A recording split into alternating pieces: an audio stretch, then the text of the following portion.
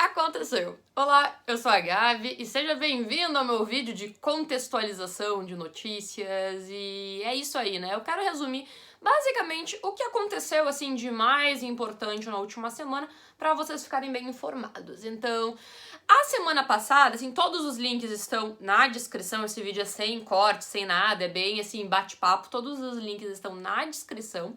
E a gente vai segmentando, né? Vamos falar um pouquinho sobre economia inicialmente.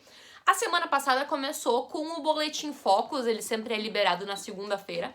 A gente tendo a primeira vez uma projeção da taxa Selic finalizando o ano a menos de 3%. A inflação, a projeção deles também estava recuando já, mas uma coisa que aconteceu na quarta-feira foi que o Copom, Comitê de Política Monetária, definiu a taxa Selic agora para 3%, que era basicamente a meta para o final do ano, previsão para o final do ano, quer dizer, do Boletim Focus estava em 2,75 e já caiu, assim, já foi, surpreendeu o mercado, mas o mercado viu com bons olhos, mas surpreendeu todo mundo porque os grandes tomadores de decisões, influenciadores que têm essas previsões, estavam achando que a taxa Selic ia cair em 0,5%, mas caiu em 0,75%. Daqui a 40 dias, mais ou menos, 45 depois da quarta-feira, vai ter um novo encontro do Copom e a previsão é que eles baixem mais 0,75, ficando com uma taxa Selic de 2,25. Eu já fiz um vídeo essa última semana sobre a Selic, vai lá dar uma olhadinha, mas isso está sendo visto com muitos bons olhos pelo mercado para tentar aí ter esse estímulo novamente, tá? A produção industrial, que foi outra notícia que ela despencou 9%. Vale lembrar que a indústria como um todo do Brasil, ela tá vindo de mal a pior já há muito tempo. A gente tem um grande problema na questão de industrialização do país, tá? A gente ainda é um país muito produtor de commodity, e para ser uma economia um pouco mais desenvolvida, a gente precisaria migrar um pouquinho isso, tá? Mas uma outra coisa que eu acho interessante a gente ressaltar aqui na parte de economia nacional é o posicionamento do Paulo Guedes. Ele disse que até o final do ano é possível fazer aí de umas 3 ou 4 privatizações. Ele tá tendo uma visão de que a economia brasileira vai voltar de certa forma bem, que essa recuperação vai ser em V, tá? Porque a gente tá tendo essa recessão, mas assim que tiver aí uma volta, uma definição sobre o coronavírus, as coisas começarem a melhorar, a gente vai ter uma recuperação rápida, tá? Alguns outros especialistas dizem que isso vai ser meio que em um U, que vai demorar mais. Ele tá afirmando que acredita que vai ser em um V. Eu, Gabriela, acho que vai ser mais em um, mas, né, só trazendo a opinião do Paulo Guedes e a minha, deixando bem separado isso aqui, tá?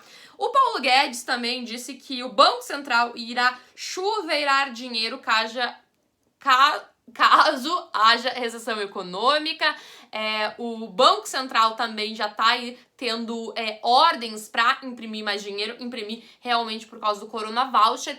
E essas são medidas que muitos, assim, não é agora uma questão sobre se isso é bom ou não, porque a nossa situação econômica hoje, a crise que a gente se encontra é de uma natureza muito mais sanitária do que algum problema econômico no modelo da economia, no modelo capitalista de negócios, mas existem muitos economistas que questionam um pouco esse posicionamento do Guedes, porque vai um pouquinho de desencontro com a filosofia liberal dele.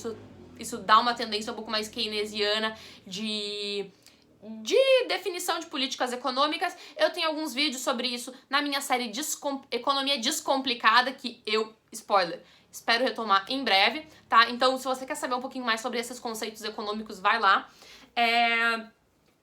Uma coisa que eu achei interessante, o Banco Central e o Comitê Monetário Nacional, eles estão regulamentando o modelo de Open Banking no Brasil. Isso é basicamente um sistema que todas essas instituições financeiras teriam informações centralizadas e é muito de nós, indivíduos, prover essas informações também. Isso facilita muito a obtenção de crédito por nós, então é como se a gente tivesse... Não é assim, cada instituição financeira buscando suas informações, seus históricos, seria tipo num formato de uma grande... como uma forma de tentar simplificar isso. É como se fosse algo totalmente compartilhado, assim, uma grande nuvem de informação, tá? Uma coisa que é interessante, não nesse fim de agora, no anterior teve a reunião, o encontro anual da Berkshire Hathaway, que é a empresa do Warren Buffett, tá? Então não teve ninguém lá, porque normalmente é um grande evento com um monte de gente indo lá. Dessa vez não teve ninguém, foi só ele e o Munger transmitindo via internet, porque por causa do coronavírus, né? Então, Warren Buffett, a Berkshire Hathaway, ela teve uma perda de quase 50 bilhões de dólares no primeiro trimestre de 2020. Isso não é questão de... é muito ajuste de mercado, mas é questão de algumas alterações contábeis nela, e não quer dizer que ela tá perdendo o valor intrínseco dela, tá? É realmente mais um ajuste contábil nas estruturas dela. O desemprego nos Estados Unidos, o setor privado fechou com 20 milhões de vagas a menos em abril. Então, tipo, a gente está com um desemprego altíssimo nos Estados Unidos, e querendo ou não, a gente sabe que os reflexos da economia americana, eles respingam pro resto da população mundial, né? Então, fica aqui só um chamadinho. Aqui eu vou trazer algumas notícias sobre empresas pra gente finalizando o nosso vídeo aqui. Um fato muito interessante, que eu achei pelo menos, né, por ser mulher e tá nessa visão aqui, nenhuma empresa do Ibovespa é presidida por mulheres, tá? Fica aqui apenas pra você pensar. Eu gostaria de saber, comentem aqui o que vocês acham em relação a todo esse contexto do papel da mulher em negócios, porque no Brasil a gente ainda vê a mulher muito distante de tudo isso, de negócios. Em outros países já é muito mais desenvolvido. Existem grandes empresas, fundos de investimento, que eles só tomam participações em empresas que têm mulheres no conselho de administração, tá? Por toda essa capacidade da mulher de visualizar de formas diferentes do homem. São dois, querendo ou não, são dois indivíduos diferentes, assim. Não tô querendo aqui fazer um discurso feminista, machista, nem nada, mas somos diferentes e temos capacidades diferentes, né? Então só fica o contexto aqui. A Ambev, ela registrou queda de 55% no lucro líquido do primeiro trimestre de 2020. Isso aqui é interessante porque não foi só o fator coronavírus. Claro que isso impactou muito, mas ela começou janeiro também não tão boa. Tem a parte do carnaval que ajuda um pouco, mas claro que a questão do coronavírus piorou muito. A Notre Dame Intermédica, ela registrou uma alta de 56% no lucro líquido desse primeiro trimestre. Ela é uma empresa de medicina, planos de saúde. Então, fica só um pouquinho essa questão, porque eu já conversei com vários gestores, grandes gestores de fundos de investimento, até um que é a Equitas, eles estavam postando muito na Notre Dame. E muito por causa dessa questão, assim, estamos no meio de uma pandemia, só que as pessoas não vão simplesmente fazer exames de rotina, elas não vão ir no hospital, elas vão postergar muitas coisas que elas estariam fazendo. Então essas empresas continuam, e provavelmente pessoas que, por exemplo, eu não vou fazer nenhum exame desnecessário, não vou fazer nada em contato, mas eu continuo pagando o meu plano de saúde. Então esse é um fator que pode ser muito positivo para esse tipo de empresa. Se depois vai ter um acúmulo, as pessoas vão procurar mais alguma coisa, eu acho que não, mas isso é mais uma especulação minha. Um fator interessante também é que 93% dos vendedores de varejo obtiveram queda acima de 50% da receita. Então a gente via muita gente falando do varejo, porque, gente, varejo é um compilado de coisas, não é simplesmente mercado, comida, tá? Esse é um ponto que sim, as pessoas estão indo mais a mercado, gastar, comprar, só que da mesma forma, elas vão comer as pessoas vão comer igual, tá? Não é porque agora eu vou estar que eu estou em casa, é porque eu vou comer o dobro de comida, tá? Você pode ter algum tipo de ansiedade, alguma coisa que vai... Mas em média, em geral, as pessoas vão continuar comendo o que elas precisariam comer. E, de certa forma, elas já estão gastando menos, porque muitas vezes elas poderiam estar num restaurante, alguma coisa que também estaria comprando esse tipo de alimento e tudo mais. Então, eu acho que é um pouco de falta de conexão quando as pessoas simplesmente... e o varejo vai se dar bem nessa crise, não, tá? Então as pessoas estão gastando menos.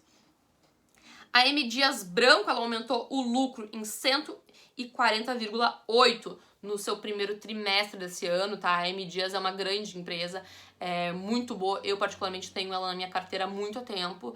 E não é recomendação de investimento isso aqui, porque não contextualiza nesse nesse vídeo, mas a M. Dias é uma empresa produtora de massas, biscoitos, por aí vai. Ela tem a sua própria fábrica para produzir a farinha de trigo. E ela é uma empresa com alta ascensão já há bastante tempo, ela vem crescendo muito. Mas você pode questionar, tipo, mas o varejo, o consumo, algumas coisas não estão caindo. Em média, sim, mas mesmo assim pode ter empresas que estão crescendo, tá? E claro que o crescimento esse da M. Dias não é simplesmente por causa do corona que as pessoas estão mais em casa comendo mais, mas é pela capacidade da empresa de se desenvolver, criar novas oportunidades, expandir, tá? Então só pra gente contextualizar aqui. E pra finalizar, os bancos estão ampliando provisões para casos de inadimplência. Sabemos que isso vai ser alguma fatalidade na economia como um todo. A gente está no momento de crise, pessoas não vão pagar contas, pessoas vão ficar desempregadas, já estão ficando. Todo mundo vai pagar conta, é bem complicado. Mas é isso aí, né, gente? Se você gostou do vídeo, comenta aqui, compartilha, curte, segue as minhas redes sociais. Eu vou ficando por aqui.